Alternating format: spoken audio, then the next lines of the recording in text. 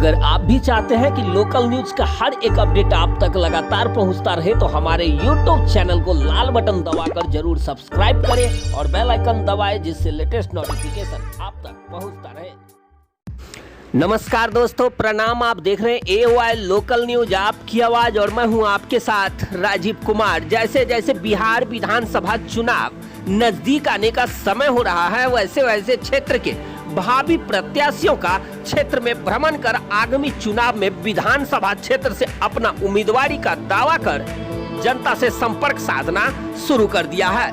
इसी कड़ी में औराई विधानसभा क्षेत्र के एक जाने माने समाज सेवी और अखिल बिहारी मंच के राष्ट्रीय अध्यक्ष श्री कौशल पाठक ने औराई विधानसभा क्षेत्र के विभिन्न पंचायत के लोगों से संपर्क कर आगामी विधानसभा चुनाव में औराई से अपना उम्मीदवार होने का दावा कर लोगों से समर्थन करने का अपील किया है। आज हमारे साथ उपस्थित हैं अखिल बिहारी मंच के राष्ट्रीय अध्यक्ष और औराई विधानसभा क्षेत्र के भावी प्रत्याशी कौशल पाठक जी। आइए मिलते हैं कौशल पाठक जी से। सर, आपका बहुत बहुत स्वागत है हमारे YouTube channel Yajuar local news पर।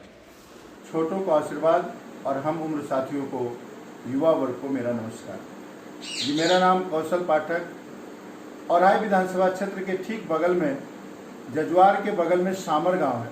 मैं सामर गांव निवासी हूं और लगभग भारतीय जनता पार्टी का महाराष्ट्र प्रदेश सचिव हूं एवं अखिल बिहारी मंच का राष्ट्रीय अध्यक्ष। लेकिन मैं हमेशा अपने जन्म धरती से इतना प्यार करता हूं, इतनी लगाव है हमें कि साल में 4-5 बार मैं अपने गांव जरूर जाता हूं और जो भी वहां की कोई भी तरह की समस्या है उसको उठाने की कोशिश करता हूं। बिहार में अभी तक जो भी लोकसभा चुनाव होते हैं या विधानसभा चुनाव होते हैं, पार्टी जो हमें निर्णय देती है या आदेश देती है उसका हम सही पालन करते हैं। मैं आप सभी के सामने ये कहना चाहूँगा कि जजुआर 3 पंचायत का गांव है, फिर भी जजुआर या जजुआर के अगल बगल के गांव के कोई भी व्यक्ति न MLA बन पाए और न सांसद बन पाए। कारण क्या है? जजुआर इतना बड़ा गांव, पूरे बिहार में दूसरे स्थान का गांव है, इतनी आबादी है, हर तरह का टैलेंट जजुआर में है, फिर भी जजुआर को जो मुकाम मिलना चाहिए वो नहीं मिल पाता है। हमें याद है, मैं बचपन से जजुआर, मेरी पूरी बचपना जजुआर में बीती है। शायद ही कोई ऐसा दिन होगा जो हम सामर से जजुआर न जाते होंगे। जजुआर के खुद गांव में कुछ लोगों ने कहा कि जजुआर के ही लोग उम्मीदवार होना चाहिए। मैं मानता हूं जजुआर के लोग उम्मीदवार होंगे, लेकिन जजुआर से जब तक वो पश्चिमबाड़ी टोल में जाएंगे, पुबाड़ी, उससे आधे समय में वो सामर आ सकते हैं। सामर का कोई भी ऐसा घर नहीं है जो जजुआर के हर घर से रिश्ता न हो। कोई ऐसा परिवार नहीं है जहां सामर का जजुआर से और जजुआर का सामर से रिश्ता नहीं हो। इतिहास गवाह है, 100-150 साल पहले से सामर और जजुआर भले ही 2 जिलों में बटा है, लेकिन दोनों की आत्मा एक है, दोनों का विचार एक है, दोनों एक दूसरे के परिवार की तरह है। मैं ज़्यादा वादा नहीं करूँगा और ज़्यादा भाषण नहीं दूंगा, मैं सिर्फ काम करूँगा। मेरे जीवन में एक ही चीज़ रखा है कि मैं बहुत ही सिद्धांतवादी हूँ और काम पर विश्वास करता हूँ। जिस तरह से इतने वर्षों में हमारे जो भी विधायक औराई विधानसभा क्षेत्र से हुए हैं या जो भी सांसद मुजफ्फरपुर से हुए हैं, सभी लोगों ने हमारे जजुआर को, हमारे औराई विधानसभा के पूरे क्षेत्र को छला है, ठगा है। मैंने अपनी आंखों से देखा है। मुझे याद है, जब भी मैं सामर से जजुआर की ओर जाता था तो पूरी इतनी गड्ढे, इतनी सड़क नहीं, सड़क के नाम पर करीब इतना गड्ढा था कि आम आदमी चल तक नहीं पा सकता, तो गाड़ी की बात ही क्या है। उस जजुआर की समस्या मैंने देखा है, अब धीरे धीरे सुधार हो रहा है। उसका कारण है कि वहाँ के हमारे जितने भी युवा साथी हैं वो जागृत हुए हैं। हम युवाओं को सलाम करना चाहते हैं, उनके हौसलों को, उनके जज्बात को, उनकी बातों को हम बहुत ही समर्थन करना चाहते हैं कि युवा अब जाग गया है। अभी मैं जनवरी महीने में गया था, जजुआर की हालत देखा। जजुआर धीरे धीरे बदल रहा है।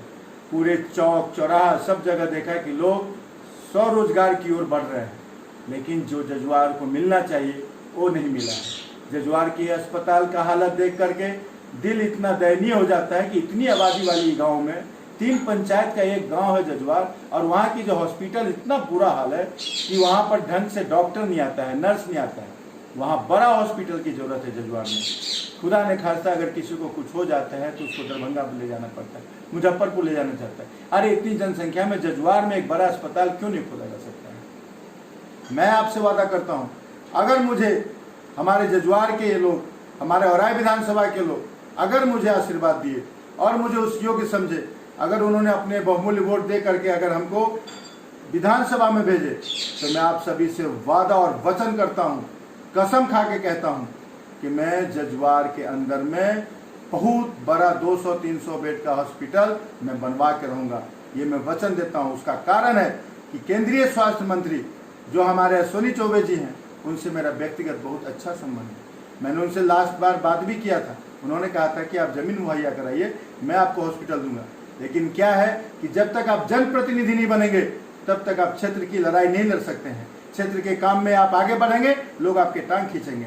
वहाँ के जो विधायक होते हैं, वहाँ के जो जनप्रतिनिधि होते हैं, आपको काम नहीं करने देंगे। इसीलिए मुझे वहाँ के विकास करने के लिए मुझे जनप्रतिनिधि बनना बहुत ही जरूरी है। दोस्तों, केंद्रीय मंत्री हमारे नितिन गडकरी साहब, जो कि जिनको विकास पुरुष कहा जाता है, जो लघु सूक्ष्म उद्योग मंत्री भी हैं और सड़क परिवहन मंत्री हैं, आज उनके आशीर्वाद से जजुआर में हाईवे जो है मुजफ्फरपुर से अपने नेपाल के बॉर्डर भिट्ठा मोड़ तक, वो हाईवे का उन्होंने जो सैंक्शन किया है, जिसकी वजह से जजुआर का नक्शा बदल जाएगा। जजुआर के लोगों का जितने भी युवा साथी हैं, उनको रोजगार की जरूरत है। मैं व्यक्तिगत रूप से मुझे उनसे बहुत अच्छा संबंध है। अगर मैं वहाँ का विधायक बनता हूँ तो गडकरी साहब को मैं वचन देता हूँ आप सबसे कि गडकरी साहब को जजुआर में लेके आऊँगा और वहाँ के हर साथियों को काम मिले, हर लोगों को रोजगार मिले, इसका पूर्ण प्रयास करूँगा। मित्रों, जजुआर की नक्शा बदलना, जजुआर का विकास करना, उस क्षेत्र का विकास करना हमारा परम कर्तव्य है। मैं आप सबसे हाथ जोड़ के एक बार विनती करना चाहता हूँ, एक बार इस छोटे से सेवक को एक मौका देकर देखिए। मैं आपके विश्वास पर अगर खरा नहीं उतरा और जिस पल मेरे जीवन में एक बार भी दाग आया, मैं उसी पल संन्यास ले लूँगा राजनीतिक क्षेत्र से, उसी पल संन्यास ले लूँगा सामाजिक क्षेत्र से। मैं आप सभी से पुनः ये बार आग्रह करता हूँ कि पुरानी बातों को, पुराने लोगों की जो सोच थी और आज की जो जनरेशन की सोच है, बहुत अंतर है। पहले जात पात, भेदभाव, ऊंच नीच के नाम पे लोग पैसे देकर वोट खरीदते थे। जो पैसे देकर वोट खरीदेगा वो नेता आपका कभी काम नहीं करेगा, और जो दिल से आपके सामने में मन से जो काम करेगा, आपको उसको वोट देना चाहिए। एक ईमानदार पुरुष को वोट देना चाहिए, किसी बेईमान को नहीं। एक बार आपको मैं हाथ जोड़ के विनती करता हूँ कि सही व्यक्ति को आप चुनिए और मुझे सेवा करने का मौका दें। यही प्रार्थना लेकर मैं औराई विधानसभा में आप सभी के सामने आया हूँ। मैं ये वचन देता हूँ कि जजुआर का नक्शा नहीं बदल दिया तो मैं एक सच्चा भारतीय नहीं, एक सच्चा बिहारी नहीं। मेरी बात अगर आप सभी को बुरा लगा हो तो मैं क्षमा प्रार्थी हूँ। मैं पुनः आप सबसे, खासकर युवाओं से ये निवेदन करना चाहता हूँ कि आप बदलेंगे, आपका क्षेत्र बदलेगा। आप सुधरेंगे, आपका क्षेत्र सुधरेगा। आपका एक एक कार्य उस क्षेत्र को विकास की प्रगति की ओर लेके जाएगा। हमने वहाँ के बहुत सारे नेताओं को देखा है, आज तक चला है। याद है, मैं जजुआर में सांस्कृतिक रूप से भी जुड़ा था। बौरी घाट जो है आपका, वहाँ सती नाग चंपा नाटक हुआ करता था। मैं भी उसी नाटक में हिस्सा लेता था। जजुआर तो मेरे हृदय में बसता है, जजुआर में मेरे दिल में है। भले मैं सामर का हूँ, लेकिन जजुआर के कोई भी ऐसा घर नहीं है जहाँ के बारे में मुझे पता नहीं है। दूसरी बात, जजुआर मैं कितनी बार जब जाता था, पहले बचपन में भी जाता था, बड़े हुआ उसके बाद भी गया। जजुआर में पानी टंकी था। आज वहाँ पर कोई भी ऐसा घर नहीं रहता जहाँ पानी की व्यवस्था उनको कमी रहती। लेकिन कुछ चोर नेताओं की वजह से, कुछ चोर जो वहाँ के जनप्रतिनिधि की वजह से जजुआर की ऐसी बुरी हालत है। मैं आपको बदलता हूँ। आइए मेरे साथ, मिलिए, जुड़िए और मिलकर काम करिए। एक नया जजुआर, एक नया औराई विधानसभा का, चाहे वो समुद्दा हो, हरसौल हो, खंगरा हो, कटरा हो, जितने भी औराई विधानसभा का क्षेत्र है, उसका हम नक्शा बदलेंगे। ये वचन, ये वादा मैं आप सबसे करता हूँ। मेरी बात किन्हीं को बुरा लगा हो उसके लिए क्षमा। मैं अपनी वाणी को पुनः विराम देता हूं। धन्यवाद। जय हिंद, जय Bihar. Press the bell icon on the YouTube app and never miss another update.